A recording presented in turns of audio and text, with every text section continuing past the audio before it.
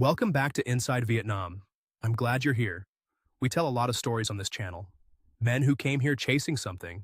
Love, a fresh start, a version of themselves they'd lost somewhere along the way. Some of them were reckless, some were naive, some just got unlucky. This one is different. The man you're about to hear from is not someone you'd expect to end up where he did. He's not a romantic. He's not a dreamer. He spent nearly 4 decades as a senior auditor for a municipal government in Sweden. A man whose entire professional life was built around finding what didn't add up, catching what didn't belong, knowing, before anyone else did, exactly where the numbers went. His name is Lars Eriksson. He's 63 years old. He's from Gothenburg. And he came to Vietnam with $300,000 in a spreadsheet. This one's going to stick with you. Here's his story, in his own words. I should tell you something about the work before I tell you anything else, because the work is really where this begins. 38 years. Gothenburg Municipality. Senior auditor, which sounds more important than it was. Or perhaps exactly as important as it was, depending on how you feel about public sector accounting. What it meant, practically, was that I spent 4 decades sitting across tables from people who did not want me there, examining records they had not expected anyone to examine carefully, and finding the things they believed were hidden. Budget irregularities, procurement errors, occasionally something more deliberate than an error. I was good at it. Not because I was clever, particularly, but because I was patient, and I did not need people to like me. Those two qualities, I have found, are more useful in my profession than intelligence. Any reasonably intelligent person can look at a set of figures. Not everyone can sit with discomfort long enough to find what's wrong. The work suited me because numbers do not lie to your face. They mislead sometimes. They omit. They are arranged to guide you toward the wrong conclusion, but they do not look at you and say something false while meaning something else. I appreciated that. I still do. I retired in 2019. It was not precisely my choice. The municipality was restructuring, and my position was one of several made redundant in a process that was, as these things go, handled with appropriate Swedish efficiency. There was a farewell lunch. Colleagues I had known for a long time said kind things. My colleague Goran, who had retired 2 years earlier, came back for the occasion. He looked well, tanned. He had been traveling, Thailand mostly, and then Vietnam. He mentioned Vietnam 3 times during the lunch. I noticed this because I notice repetition. I went home that evening to my apartment in central Gothenburg, not the house in Mölndal, which by then had been sold and partitioned between myself and Ingrid as part of the divorce settlement. And I did what I do when something requires a decision. I opened a spreadsheet. I should explain about Ingrid, though there is not a great deal to explain. We were married for 31 years. We have 2 children, grown now, with lives of their own.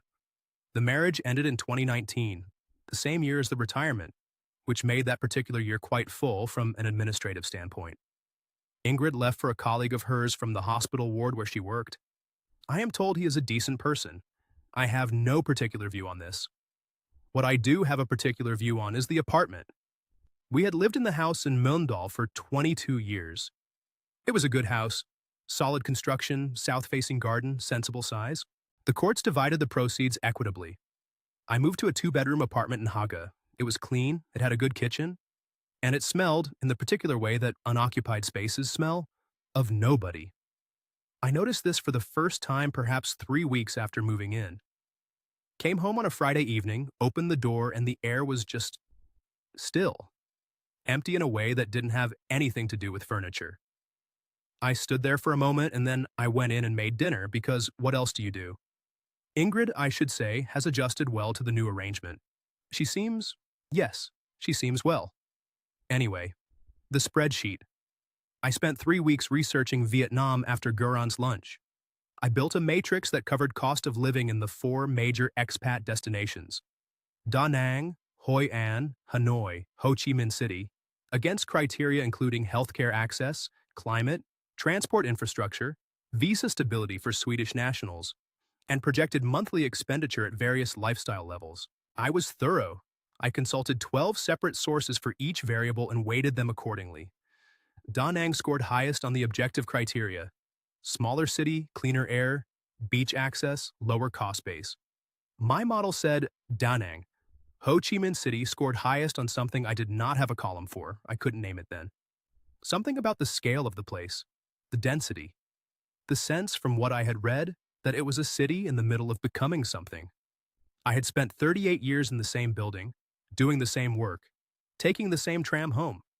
I thought perhaps I wanted to be somewhere that didn't already know what it was going to be.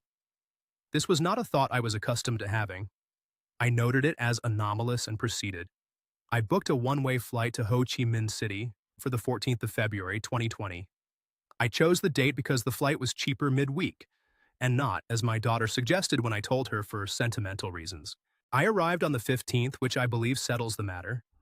I arrived with approximately 2.7 million Swedish kroner sitting in my Swedbank account.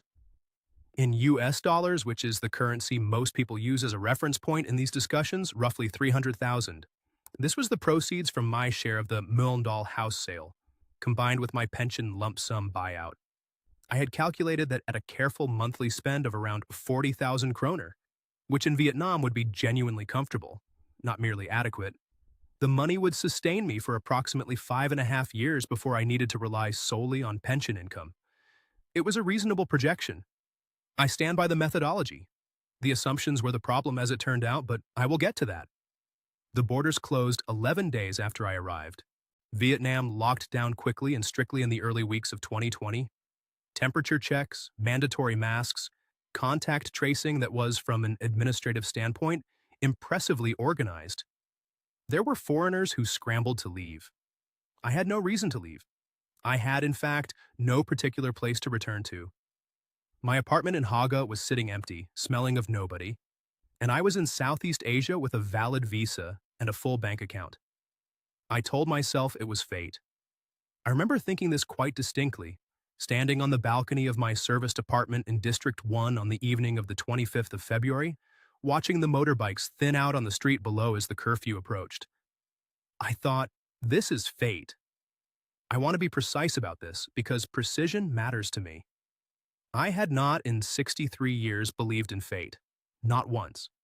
It was not a framework I found intellectually defensible. Fate implies a design, and design implies a designer. And the figures I spent my career examining gave me no particular evidence of benevolent intelligence operating behind the scenes of human events. And yet there I was, thinking exactly that word. Fate. I didn't know what to do with it. So I went inside and made a cup of coffee and opened my laptop and began researching apartment rental prices in District 3. That is the most honest account I can give you of the man who boarded that flight. Organized, controlled, slightly hollowed out in a way he wasn't quite ready to name. Armed with a spreadsheet and, for the first time in a very long life, one single thought he couldn't account for. The heat was the first thing the research had failed to convey adequately. I had read about it, naturally. I had noted the average February temperature in Ho Chi Minh City, 31 degrees Celsius, humidity approximately 78%. And I had understood these figures in the way that one understands figures without having stood inside them. When I walked out of Tan Son Nhat Airport at 9:30 in the evening, and the air pressed against me like something with weight, I stopped for a moment on the pavement and simply recalibrated. The taxis, the noise, a man immediately to my left offering me a ride on the back of his Honda Wave, the smell of exhaust and something sweet and fried from a cart 20 meters away. I noted the discrepancy between the data and the experience. Then I got into a taxi. The serviced apartment I had booked was on Pham Ngu Lao Street in District 1, which I had selected from a comparison of 9 options on 3 different booking platforms. It scored well on location, cleaning standards, and value per square meter. It was a reasonable choice. The room itself was small and smelled of air conditioning and tile cleaner, and I put my bag down and opened my laptop and checked that my bank transfer had processed correctly. And then I stood at the window and looked at the street below, which was still full of motorbikes at 10 in the evening, and thought, well, here we are then. I established a routine within 48 hours because that is how I function. Breakfast at 7 usually banh mi from a cart in the corner that cost 12,000 dong, which is roughly 50 euro cents and is, I can tell you, genuinely excellent.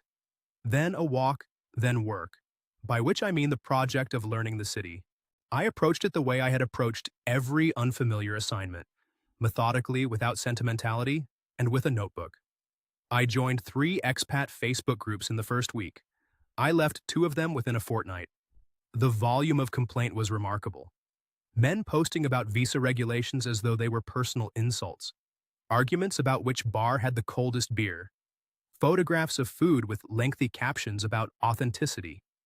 And a particular category of post, not frequent but frequent enough, from men who had arrived here full of something, hope perhaps, or the desire to begin again, and who had clearly converted that hope, over time, into bitterness, which they distributed freely to anyone willing to receive it. I found this depressing. I told myself I was not like them. I want to be honest with you. That particular thought, the one that begins, I am not like, is almost always the beginning of something a person will later regret. But this was February 2020, and I did not know that yet. The pandemic made Saigon strange in a way that I found unexpectedly comfortable. The streets were quieter than they should have been. Restaurants at half capacity, the usual chaos of District 1 muted, the tourist infrastructure suspended. Temperature checks at the door of every building. I found the orderliness of the Vietnamese response professionally admirable. I also found the quiet easier to inhabit than the city at full volume might have been. I have always managed silence better than noise. I settled. I learned the Grab app and stopped taking taxis. I found a wet market 2 streets from the apartment where the vegetables were cheaper and fresher than anything I had seen in Gothenburg in 20 years. I started drinking Safe Sua Ja from a street vendor outside my building every morning. That strong Vietnamese coffee over condensed milk and ice. And I want to tell you I had concerns about the hygiene of the setup. And I drank it anyway because it was the best coffee I had encountered in a decade. Possibly longer. I was, in a word that does not entirely capture it, managing. Which is what I had always done. Managing is not the same as living, but I did not have a column for that distinction. 6 weeks after arriving, a Swedish man named Patrick, who lived in the serviced building, he was there for a telecommunications contract, leaving in April, mentioned a coffee shop on Bui Vien Street that he liked. Proper coffee, he said, not tourist prices, small place. He'd been going most mornings. I noted the recommendation, and the following Tuesday I walked there. I want to describe the cafe accurately because I think the details matter. It was not large. Perhaps 8 tables, all low, with wooden stools that were slightly too small for a European man of my dimensions. The walls were painted a dark green that had faded unevenly. There was a laminated menu in Vietnamese and English. There was a ceiling fan. There were 2 women working, one older, who appeared to manage the kitchen element of the operation, and one younger, who took orders and managed the front. The younger one was Lynn. She was, I am trying to be precise here, not lyrical. She was 29 at the time, though I learned that later. She was not small for a Vietnamese woman. She had a way of moving that was efficient without being rushed, which I noticed because I notice efficiency. Her English, when she took my order, was careful, considered. Not the bright performed English of the tourist areas, with its enthusiasm and its studied informality. This was the English of someone who had learned it privately at some cost and was using it with appropriate care. She asked if I wanted sugar. I said no. She nodded and went to make the coffee. That was Tuesday. I went back Wednesday. Thursday, Friday. On the Friday, she said, while setting down my coffee, and I am telling you this as accurately as I can recall it, and she said, "You come here every day now. Are you staying in Vietnam or just visiting?" It was a simple question. A logical one, given the observable data. And I answered it. I told her I was staying, I had a visa, I was looking for a longer-term apartment. All of this was accurate. She nodded and said that was good, that the city was nicer when you stayed long enough to understand it. And then she went back to work. I sat with my coffee for perhaps 20 minutes longer than I needed to. I was not, I should be clear, conducting any kind of romantic assessment. I am not a man who does that quickly or easily. What I was doing, I think, was noticing that something about the exchange had been, I am not sure of the word, proportionate. She had asked a reasonable question. I had answered it. She had made a reasonable observation in return. There was no performance in any direction. I am not sure I have a good explanation for why this affected me as much as it did. I went back the following Tuesday, and the Tuesday after that. I told myself it was because the coffee was good, which was true, and because the walk from the apartment was a reasonable distance, which was also true. Both things were true, and neither of them was why I went. By April, we were having conversations that lasted longer than the coffee required. This happened gradually, the way most things do when you're not paying attention to the process. She would bring my order, no sugar, always the same table, the one nearest the wall where I could see the door. And rather than returning to the counter, she would pause. And there would be a question. Not intrusive questions. Practical ones. Had I found a longer-term apartment yet?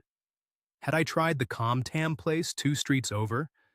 Did I find the heat more manageable now than when I first arrived? I answered. She listened. Then she went back to work. I am aware of how this sounds. A 63-year-old Swedish man and a Vietnamese woman 30 years younger, exchanging small talk over coffee during a pandemic. I was aware of it at the time, too. I want to be clear that I was not unaware of the category of story I appeared to be entering. I had read the expat forums. I knew the archetype. But here's the thing, and I am trying to explain this accurately, not to excuse myself. She did not behave like the archetype. Every version of this story I'd read online involved a particular kind of performance.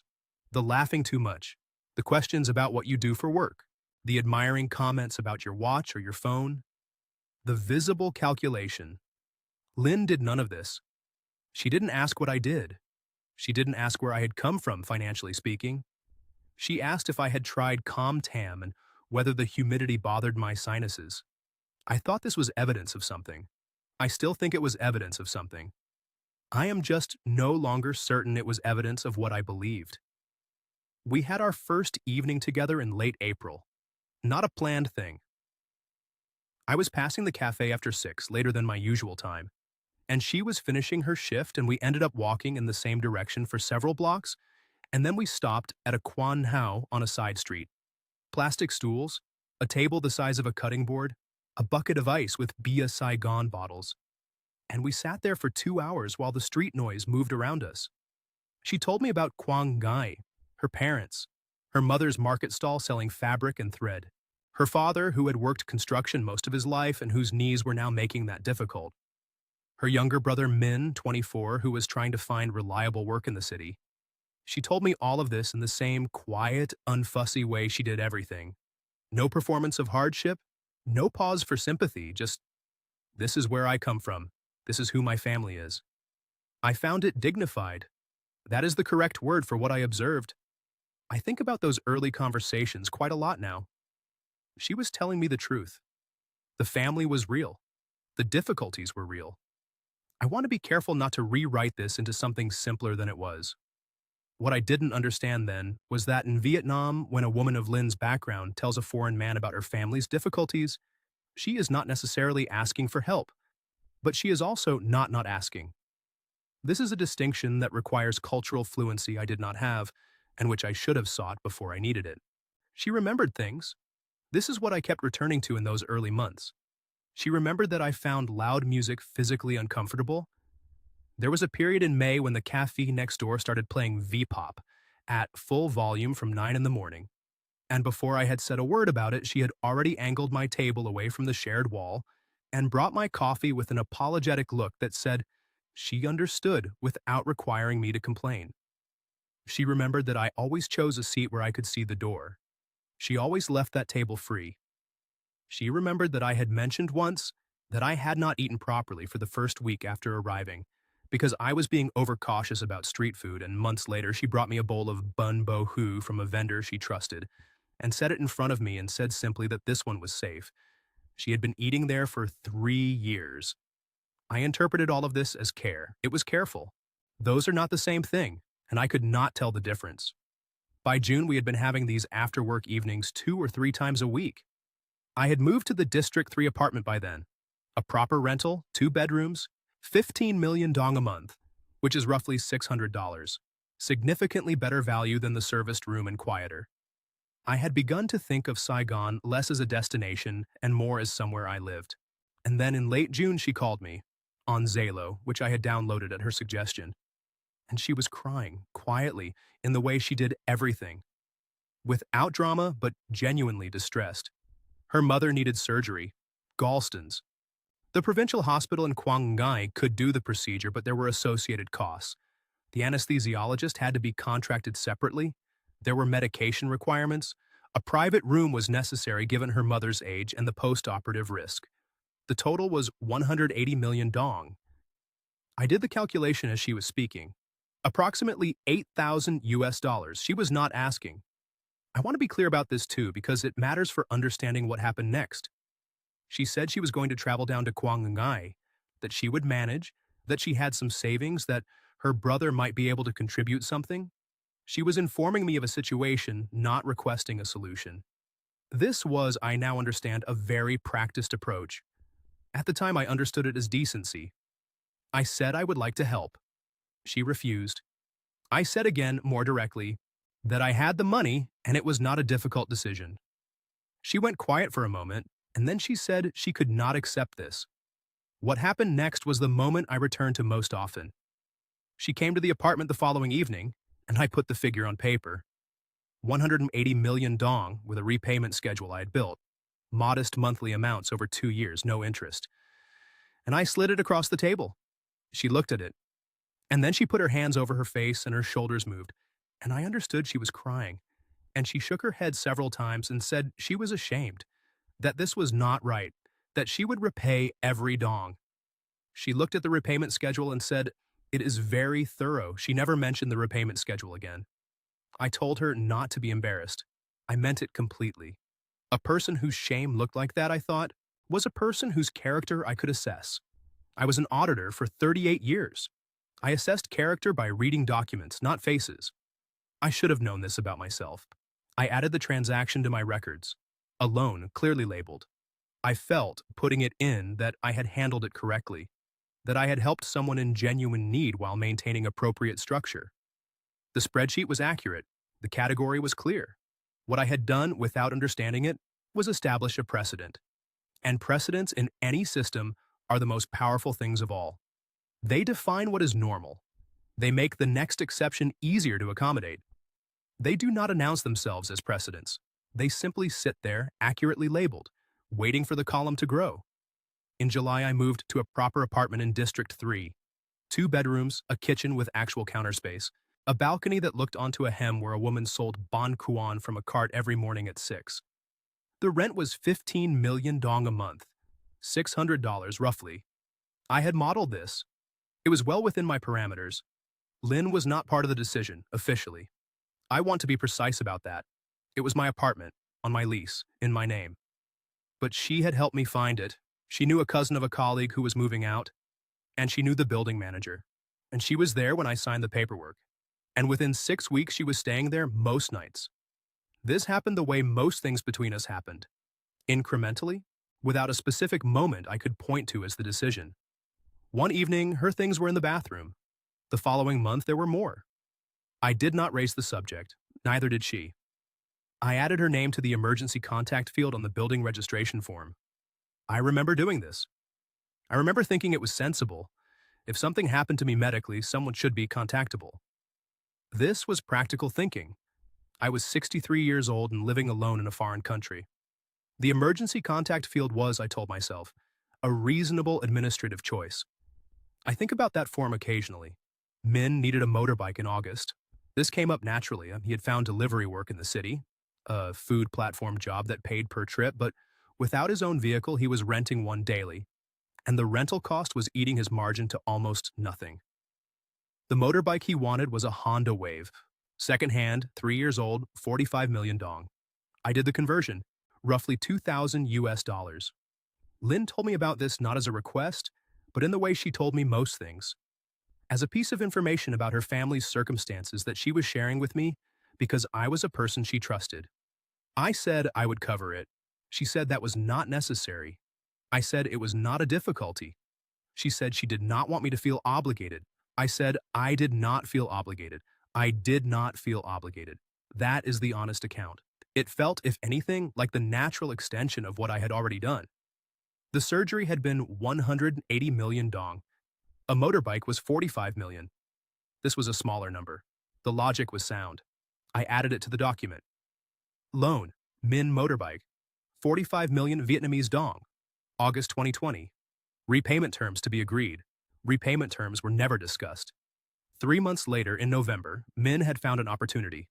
There was a plot of land outside Quang Ngai City, agricultural at the edge of an area that was beginning to attract some light development interest. A relative of a neighbor was selling a partial share for 450 million dong. The window was short. These things moved quickly, Lin said, especially as the economy started reopening. If the family could secure a portion now, they could either develop it over time or sell when the area grew. She presented this to me with a document. Photographs of the land, a handwritten map of the plot boundaries, a one-page summary in Vietnamese that she translated for me. I looked at the document. It was not a sophisticated presentation, but it was a document which I found reassuring in a way that I now recognize as slightly absurd. The existence of paperwork suggested legitimacy to me because in my professional life, paperwork was always the starting point of accountability. What I did not appreciate sufficiently was that Vietnamese rural land arrangements are genuinely complex. The Sojo, the Red Book, the land use rights certificates, and a handwritten map and some photographs did not constitute a legally clear investment proposition for a foreigner who could not own the land anyway. The figure was 450 million dong, $18,000. I structured it as another loan, added it to the document, and transferred the money. The running total was now approaching 28,000 US dollars. I had approximately 272,000 remaining. The percentage was, I calculated it, around 9% of my original capital. Not alarming, manageable. I told myself this. We visited Quang Ngai in December, just before Tet preparations began in earnest. I want to tell you about this visit because I think it explains something important about why the document kept growing and I kept making entries without sufficiently examining what the total meant. Her parents lived in a low concrete house on a lane about 20 minutes from the center of town. There was a small altar near the front door with incense burning and a photograph of someone, a grandparent, I assumed, and there were plastic chairs and a table that had been set with considerably more food than 4 people could reasonably eat. Her father was a short man, probably 70, with the careful movements of someone whose body had been used hard for a long time. Her mother was recovering from the gallstone surgery slower than expected, but present and warm in a way that required no shared language. The formality of the introduction was striking. There was a sequence to things, gifts exchanged, tea served in a particular order, me seated in what I understood to be the place of honor. Her father addressed me through Lin formally, with pauses for her to translate. At one point he said something that Lin rendered as, "He says you are a good man. He says you understand what family means." I received this as a compliment. I nodded and said something about being glad to be there. I think about that translation sometimes. Whether those were exactly his words, whether Lin chose them deliberately, I do not know. I cannot know. I do know that I felt, sitting in that room with the incense smoke and the too much food and the careful formality, genuinely moved. This was a family. These were real people. The obligation was real. None of this was a performance, or if it was also true. Both things simultaneously. After the visit, Lin was quieter than usual on the drive back. She said her father was proud but also worried. He was old-fashioned, she said. He did not entirely understand why she was with a foreign man 30 years older, but he trusted her judgment. And he had seen that I was serious. I asked what serious meant in this context. She said, in Vietnamese culture, a man who helps a family is a man who understands commitment. That's how her father understood things. That's how she understood things too. I let this statement sit. I did not interrogate it. I was 63 years old. It was December in the central coast of Vietnam. And the woman I had been living with for the better part of a year had just told me that her father thought I understood commitment. The anomalies had begun by this point. I am being transparent with you about when I notice things, because the timing matters. Lin's phone was always face down when I was present. Always, without exception. In a way that had the quality of habit rather than accident. She had no friends of her own age who appeared in our life. Only family, only relatives, only cousins and aunts who passed through occasionally and were introduced and then not seen again. When I asked once about people she knew socially, She said she had never been someone with many friends, that she had always focused on family and work. I accepted this. I opened a separate document, not the financial one, a different file, and I began making entries. Not red flags. I did not use that phrase. I called them variables requiring further data. I was precise about this distinction. A variable requires further data. A red flag requires action. I was not yet ready for action. TET came in February 2021. I had not budgeted for it properly. I knew TET existed. I had a note in my planning document about increased seasonal expenditure. What I had not understood was the scale of obligation that came with being attached to a Vietnamese family in the way I now was. The envelopes, lixi, red envelopes with money, went to what seemed like a very large number of people. Nephews, nieces of cousins, children of relatives I had met once and would not have been able to name. Lynn managed all of this, and I funded it. And by the time TET was finished, I had distributed approximately 85 million dong, about $3,500, to people whose precise relationship to our household I could not have fully documented. I noted the amount. I did not note the discomfort, but it was there. A low-level frequency that I could detect, but had not yet decided to examine. I had spent enough of my professional life in rooms where the numbers were telling one story and the people in the room were telling another to know what that particular dissonance felt like. I was choosing, for reasons I understood and cannot entirely defend, to remain in the room. The cafe idea came from me. I want to be clear about this because it matters for how I understand what happened, and because it would be easy and incorrect to frame it as something that was done to me.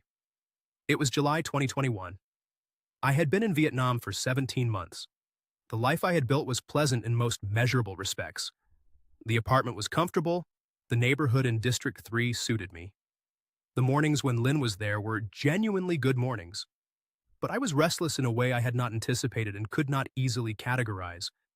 I had always worked. For 38 years, the days had structure imposed from outside.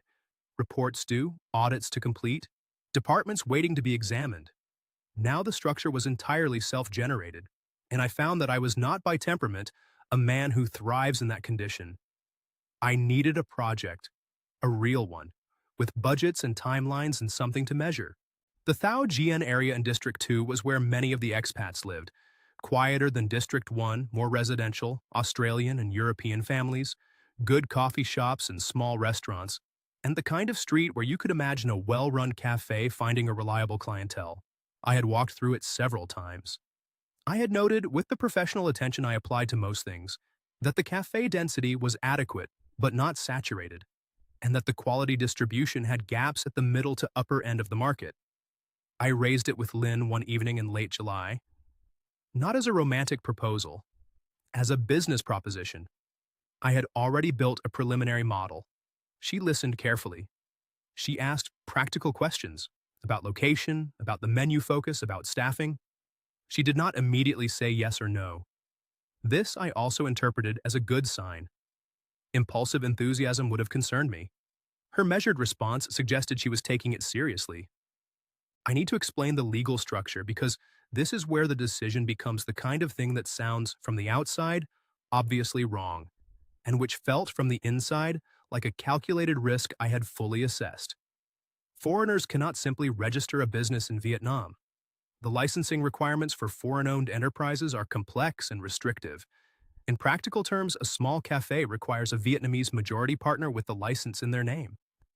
Some people work around this through nominee arrangements or company structures, but these are neither simple nor reliable. The straightforward approach, the one used by most foreigners in similar situations, is to register in the name of a Vietnamese partner they trust. I was aware of this. I researched it for 2 weeks before raising the cafe proposal. I found the forum discussions, the cautionary accounts, the lawyer's advice articles. I understood what I was agreeing to. I believed the risk was manageable because I believed in the relationship. This was not ignorance.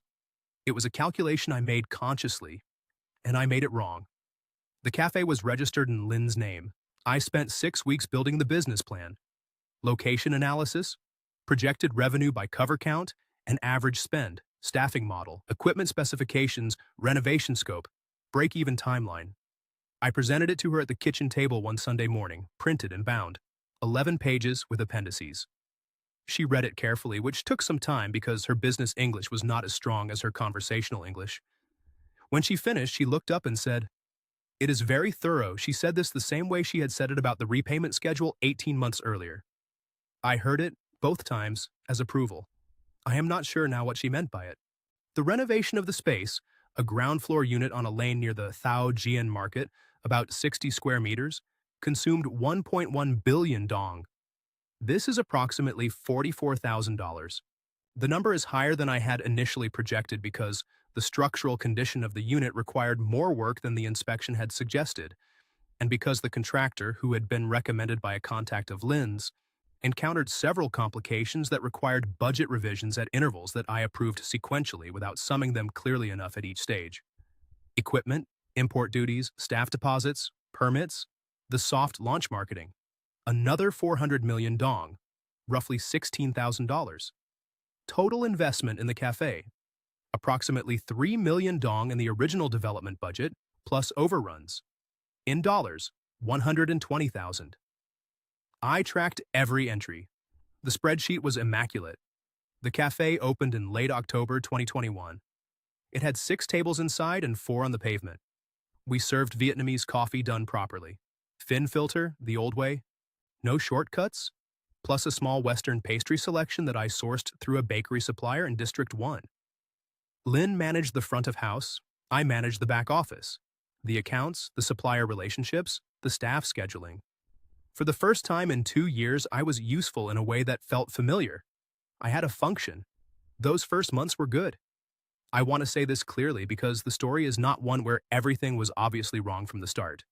The cafe developed a small, regular clientele.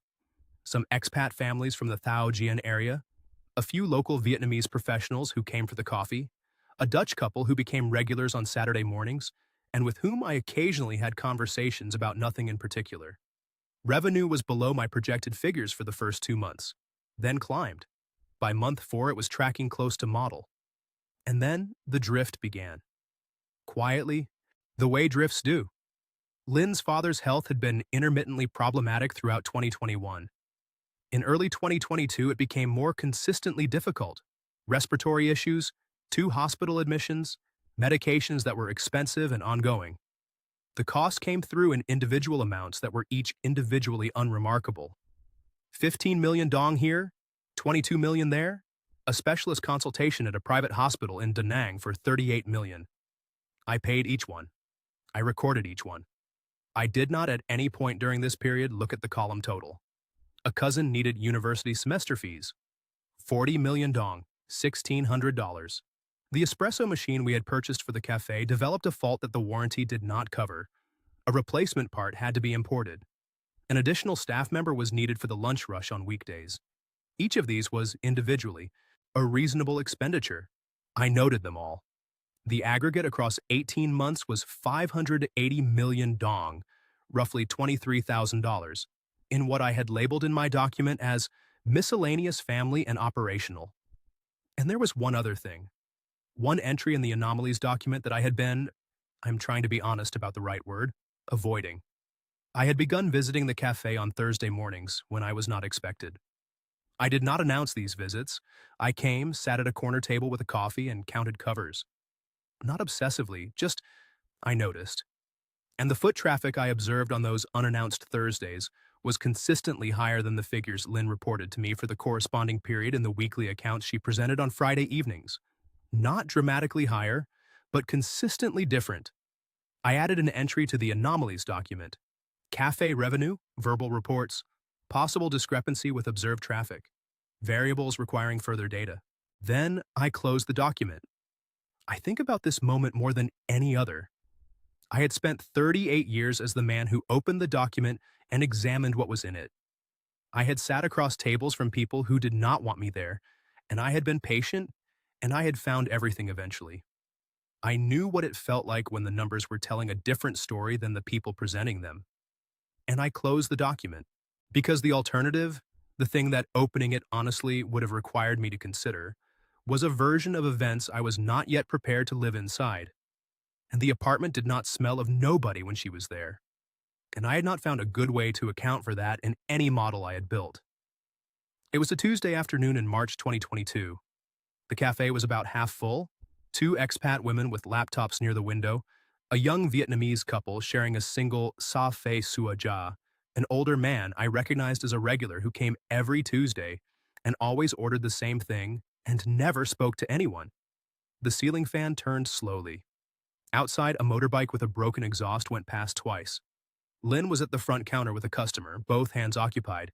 She was holding a tray and a cleaning cloth and trying to find something at the same time. She called across to me. Her laptop was behind the counter. Could I find the invoice from the equipment supplier, the one for the refrigerator repair from February? It would be in the documents folder.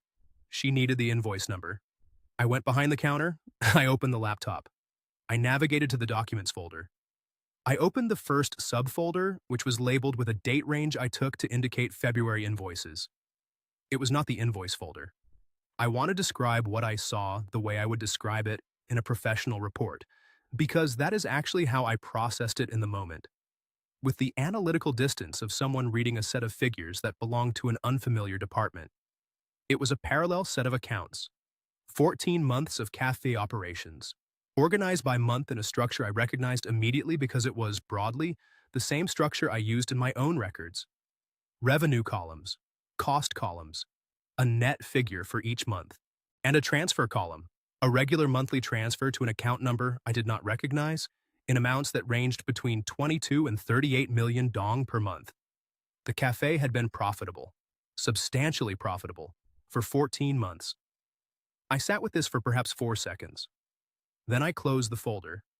I found the invoice folder, it was the next one along, located the February refrigerator document, noted the invoice number, and wrote it on a small piece of paper I found near the till. I brought it to Lynn. She thanked me without looking up. I said I was going to head home. She said she would be back by 8. I walked out into the Thao Gian Street. A Grab motorbike nearly clipped me at the corner.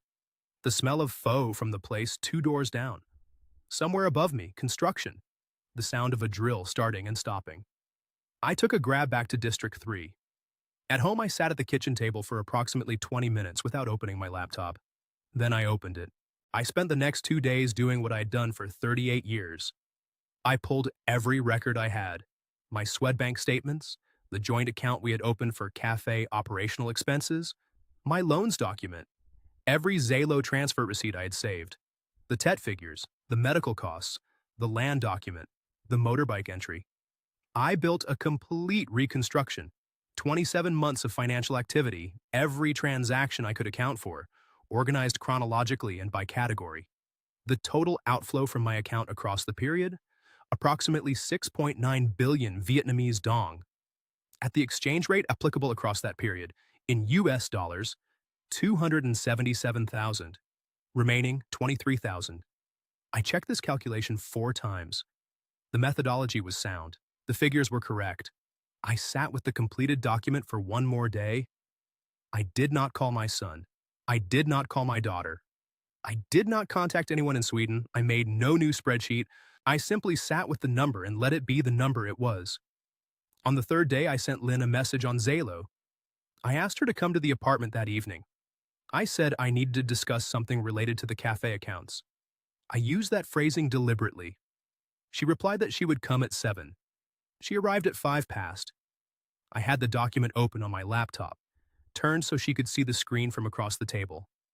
I had also printed it. I set the printed copy on the table between us. I asked her very quietly to explain the second account. She looked at the document, then she looked at me. And she did something I had not anticipated, which was that she did not attempt to deny it, or to suggest I had misread the figures, or to offer an alternative explanation for what the numbers showed. She simply sat down. She had still been standing, and put her hands in her lap, and after a moment, she began to cry. Not dramatically, quietly the way she did everything. She said the money was for her family, her parents, Min. Extended obligations she had not known how to explain to me because she did not think I would understand.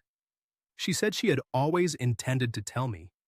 She said I could not know what it was to be the eldest daughter, to have people depending on you in the way that people in her family depended on her, to carry that weight every month for your entire adult life. And then she said something I have turned over many times since. She said, "You helped me willingly. You were not deceived about who I am. You knew I had a family who needed help. You chose to be part of that." One sat with this for a moment, because parts of it were true. I had known, I had chosen. I had not asked at any point for a full accounting of where the money went once it left my account. I had, in my private document, noticed discrepancies and filed them as variables requiring further data and closed the document. But parts of it were also not true, and I had spent 38 years learning to hold both things at once. I asked about the cafe. She said the cafe was registered in her name, that this was the legal arrangement we had both agreed to, that this was how Vietnamese business law worked, and I had understood this when we began. She was correct. I acknowledged this. There was nothing left to say that would change what the figures showed. So I said nothing. Lynn sat for a while longer, and then she stood up and picked up her bag. She said she was sorry that I was upset. She said she hoped I could understand, in time, what her situation had required of her. Then she left. I did not stop her. I didn't have the cultural vocabulary for the scene that should have followed. And if I am being precise about it, which I always am, I think I would not have used it even if I had. Scenes of that kind have never been something I know how to perform. Over the following 2 weeks, I sent her 2 messages on Zalo.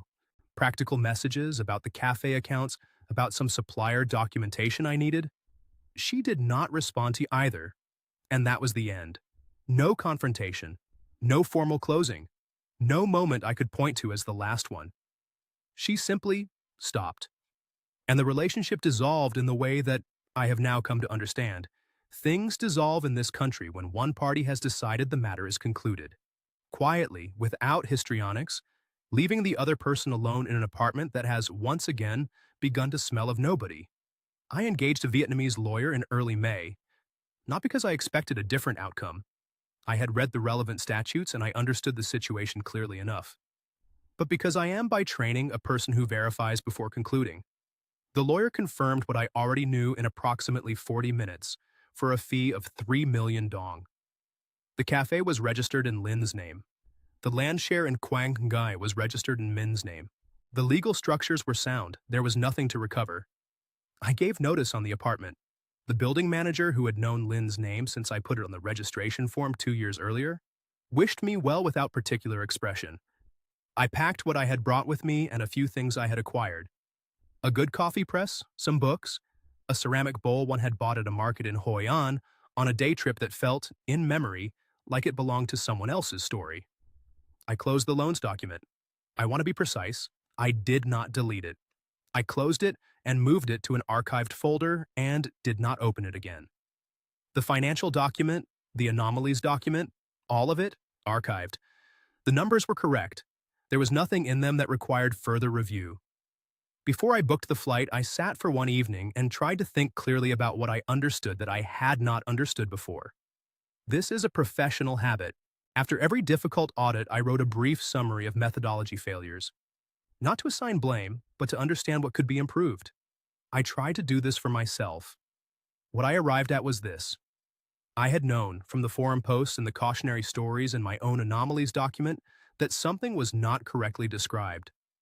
I had chosen not to examine it because the cost of examining it was higher than the cost of the money itself. The money was finite and recoverable in theory. The other thing was not. This is not an excuse. It is an observation. I include it because I think it is the most accurate account I can give. I booked a direct flight from Ho-Chi-Minh City to Stockholm. The morning of departure, I had a bowl of pho from the place on the corner, the one I had been eating at for 2 years, the woman who always added extra ginger without my asking. And I paid and said thank you, and she nodded. And that was that. Small endings are still endings. Tan Son Nhut Airport in departures is a different experience from Tan Son Nhut in arrivals. In arrivals, people are coming towards something. In departures, the direction is less certain. I watched the other Westerners at the gate. A man about my age with a Vietnamese woman considerably younger, their hands interlaced, her head on his shoulder. 2 Australian men in their 50s comparing notes on something with the comfortable camaraderie of people who have been living the same life in the same place. A family, Vietnamese, the father in a business shirt, 3 children, going somewhere together. I joined a short queue at a cafe near the gate. A small place, not much more than a counter and a machine. I ordered a coffee. The card reader showed me a red screen. Declined. I had miscalculated the timing on a transfer between my Swedbank accounts. A technical error. The kind caused by the time difference between Vietnam and Sweden, and my own inattention to the processing window. A banal mistake. My first unplanned financial error of the entire 27 months. I had 200,000 dong in my wallet. Less than 10 euros. The man behind me in the queue was British. I could tell from the way he said "oh dear" when he saw the card reader's red light. A particular English cadence to the phrase. He asked if I needed help. I said with some precision of phrasing that I hope conveyed the appropriate absurdity of the situation, that I appeared to have miscalculated a transfer and would be grateful if he could lend me enough for a coffee. He gave me 50,000 dong without hesitation and waved off my attempt to record his email address. I drank the coffee. I boarded the flight. I did not look out the window as we left. My son called 3 days after I arrived home. He asked how it had gone. I told him the trip had not gone as planned. He asked if I wanted to talk about it. I said I did not think so, not at present. He said he understood. He is a good son. My daughter had found something online, a post on an expat forum mentioning a cafe in Thao Jien with a Swedish investor, and she had made connections I had not expected her to make. She came to the apartment in Haga the following Saturday.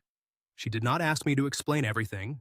She made coffee, she knew where I kept things, and she sat across from me and said she was glad I was home. I told her I was also glad, which was true, and that I was fine, which was approximately true, and that I did not require managing, which she accepted with the particular patience of someone who has learned when to push and when to wait. I am back in the apartment now. It smells of nobody. I am aware that I have used this phrase before and that it carries a different weight at the end of the story than it did at the beginning. I have my pension income. The Swedish municipal pension, which was always going to be there regardless of what happened elsewhere, and which covers the apartment and my expenses with modest adequacy. I have 23,000 US dollars in a Swedbank account that I have not moved. I am not entirely sure why. Perhaps I am keeping it as evidence of something. Perhaps I simply have not decided what it means yet. I want to tell you what I think you should take from this, if you are someone who is going to Vietnam, or who is thinking about going. I will be brief because I have never believed in unnecessary elaboration. Do not put assets in another person's name, not property, not a business, not a vehicle registration, nothing. This is not a statement about trust. It is a statement about legal reality. The law does not care what you intended. Learn the legal framework before you are emotionally involved with someone inside it. This information is freely available. I had access to it. I read it. I proceeded anyway. This was a choice I made, and I take responsibility for it. Understand that filial piety is real. The obligation Lynn carried toward her family was genuine. Her parents were real. Min was real. The hospital bills were real. She was also directing cafe revenue to an account I did not know about for 14 months. Both things were true simultaneously. If you cannot hold that complexity, you will either be exploited by it, or you will leave having understood nothing. And this. If you are keeping a document of anomalies, variables requiring further data as I called them, open it. Sum the column. Do not merely observe and file and close. The observation has no value if it does not lead to the question, and the question has no value if you already know you will not accept the answer. I think about what Lynn said in the apartment that last evening. You helped me willingly. You were not deceived about who I am. She was not entirely wrong. I knew who she was. I knew what she carried. I chose, with full information and an immaculate spreadsheet and 38 years of professional pattern recognition, to remain in the room. I modeled for everything except wanting someone to stay. That is the most precise account I can give. I stand by the methodology. The assumptions were the problem. And now a word from me, the host of Inside Vietnam, before we close. Lars's story is not the one you might have expected when you saw the title. It is not a story about a foolish man and a calculating woman. It is not a story where the lesson is simply don't trust Vietnamese women, or don't move abroad, or don't fall in love after 63. Those lessons are too easy. They don't cost enough to be worth anything. This is a story about what loneliness does to intelligence. about a man who had spent his entire professional life finding what other people tried to hide, and who, when he needed that skill most urgently, chose to close the document. Not because he didn't know how to read it, because reading it meant going home alone. The family obligation Lin operated within was real. Let me be clear about that. Vietnamese families carry genuine weight. The expectation that an eldest daughter provides, that parents are supported, that the family moves together through difficulty. This is not manipulation. It is culture. It existed before Lars arrived, and it continues now. The manipulation, to the extent it was present, was in the concealment. The second set of books, the silent diversions, the warmth deployed precisely when direct questions were asked. Real obligation and strategic concealment can occupy the same person simultaneously. The truth of Vietnamese family life and the dishonesty of a particular arrangement are not mutually exclusive. What Lars lost was $300,000. What he also lost, and this matters more, I think, in the accounting, was a version of himself that believed something new was possible. He arrived with a spreadsheet and, for the first time in a long life, one thought he couldn't account for. He lost the money, he also lost the thought. He's back in Gothenburg now. The apartment smells of nobody. If you've been through something similar, or if you're somewhere in the middle of a story that's starting to feel like this one, the comment section is below. We read everything. We don't judge. And if you want to share your story with us for a future episode, you know where to find us. This has been Inside Vietnam. Real stories, real lessons. Take care of yourselves out there.